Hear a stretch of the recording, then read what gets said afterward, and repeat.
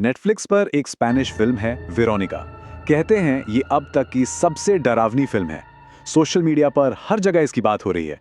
तो आज हम जानेंगे इस फिल्म के पीछे की असली और उससे भी ज्यादा दिल दहला देने वाली कहानी को। पता है, एक दावा ये भी है कि 100 में से सिर्फ एक इंसान ही इस फिल्म को पूरा देख पाता है। और सबसे रोंगटे खड़े कर देने वाली बात पता है क्या है? ये एक सच्ची कहानी पर बेस्ड है। तो सवाल ये है कि क्या ये सब बस मार्केटिंग है या इस खौफ के पीछे वाकई कोई हकीकत छिपी है? चलिए पता लगाते हैं। तो चलिए चलते हैं साल 1991 में। जगह है मैड्रिड।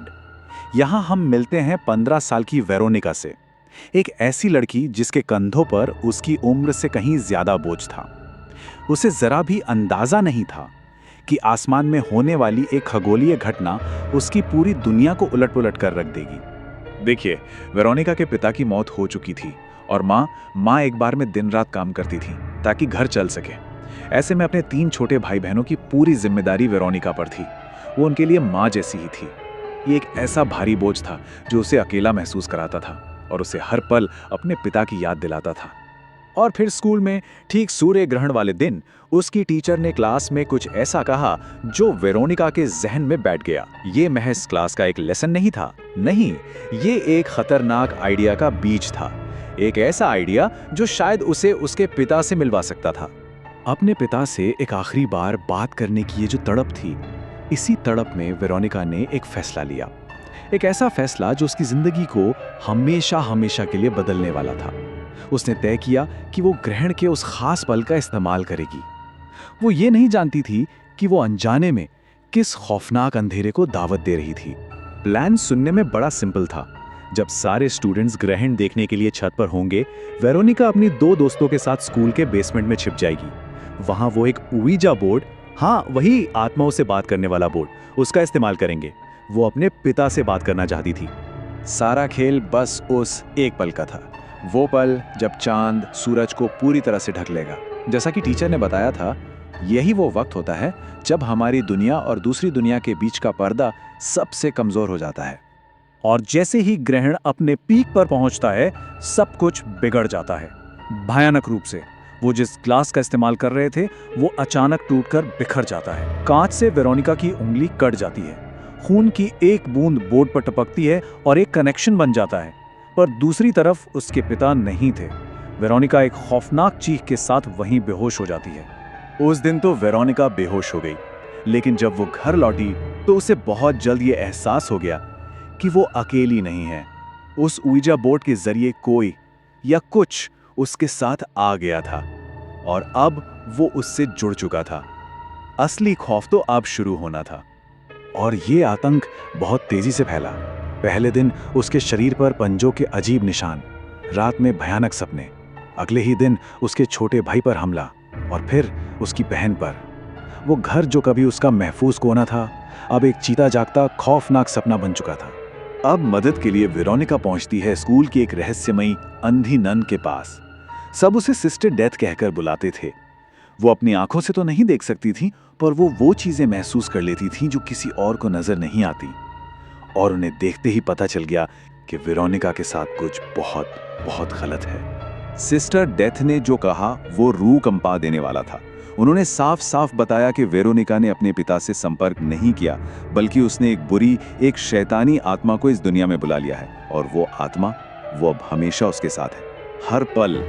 कहानी में एक और भयानक मोड़ आता है। वेरोनिका देखती है कि उसकी बहन लूसिया पर कोई अनदेखी ताकत हमला कर रही है और वो उसे बचाने दौड़ती है।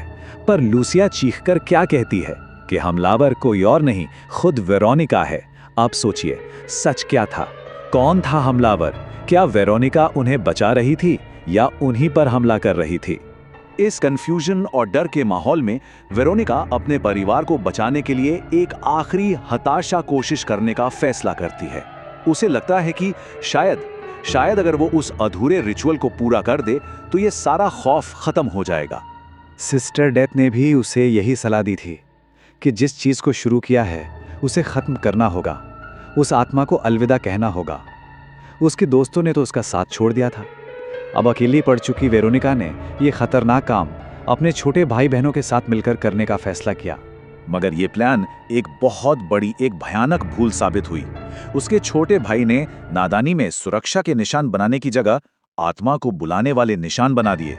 मतलब उसे भगाने की जगह उन्होंने उस शैतान को सीधे सीधे अपने घर में इनवाइट कर लिया, और इस बार वो अपने पूरे खौफनाक रूप में उनके सामने आया। तो अब सवाल वही है, आखिर कौन था जो इस परिवार को डरा रहा था? क्या ये कोई बाहर की शक्ति थी, या फिर मामला कुछ और ही था, कुछ ज्यादा डरावना और कुछ ज्यादा करीबी? एक बार फिर से उन घटनाओं को याद कीजिए। बच्चे का रहस्यमयी तरीके से जल जाना, बहन का गला घोंटा जाना, गद्दों पर जले हुए निशान, ये सब कुछ एक शैतानी ताकत की तरफ इशारा कर रहा था। पर उस ताकत का, उस मौजूदगी का असली सोर्स क्या था? और फिर वो खौफनाक सच सामने आता है। जब वेरोनिका अपने भाई को बचाने के लिए आगे बढ़ती है तो वो उससे डरकर छिप जाता है, और उसी पल वेरोनिका को एहसास होता है कि शैतान घर में नहीं है, वो वेरोनिका के अंदर है। उसी ने अपने भाई को जलाया था, उसी ने अपनी बहन का गला घोटा था। वो शैतानी ताकत उसके ही शरीर का इस्तेमाल कर रही थी, उन लोगों को तकलीफ देने के लिए जिन्हें वो सबसे ज्यादा प्यार करती थी। लेकिन ये कहानी सिर्फ एक परिवार की ट्रेजेडी बनकर नहीं रह गई। जब वेरोनिका ने खुद पुलिस बुलाई तो ये मामला एक ऑफिशियल पुलिस केस बन गया, और उसके डॉक्यूमेंट्स आज भी मौजूद हैं जो इस कहानी को एक डरावनी हकीकत का सबूत देते हैं। सोचिए जरा, जब पुलिस मौके पर पहुंची तो उन्होंने जो देखा उस पर यकीन करना मुश्किल था। उन्होंने वेरोनिका को उसके कमरे में हवा में तैरते हुए पाया।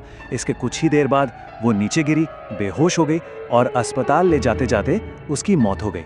इतना ही नहीं, बाद में जब पुलिस जांच कर रही थी तो वेरोनिका की एक फ्रेम की हुई फोटो में अपने आप आग लग गई। और अब आता है इस कहानी का सबसे रोंगटे खड़े कर देने वाला और 100% सच्चा हिस्सा। इस केस पर बनी ऑफिशियल पुलिस रिपोर्ट में साफ साफ लिखा है कि इन घटनाओं के पीछे अस्पष्टीकृत शैतानी गतिविधि जिम्मेदार थी। स्पेन के इतिहास में ये पहला और इकलौता ऐसा पुलिस केस है जिसमें ऑफिशियली ऐसी बात कही गई। तो आखिर में ये कहानी हमें एक बहुत ही बेचैन कर देने वाले सवाल के साथ छोड़ जाती है। वेरोनिका ने जो भी किया वो भयानक था, पर क्या वो एक राक्षस थी, या फिर वो खुद उस शैतान की आखिरी शिकार थी, अपने ही शरीर में कैद एक मजबूर लड़की?